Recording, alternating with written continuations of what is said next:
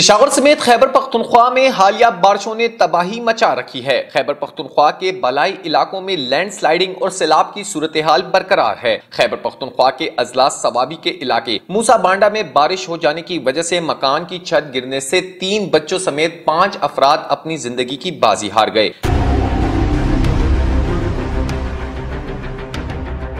PDMA ने हालिया बारिशों में नुकसान की रिपोर्ट जारी कर दी है। रिपोर्ट के मुताबिक हालिया बारिशों और सैलाब की वजह से 25 से ज्यादा अफराद जान बहक जबकि 34 अफराद जख्मी हुए। इसी तरह 110 घरों को जिज़वी नुकसान जबकि 13 घर सैलाब की नजर हो गए।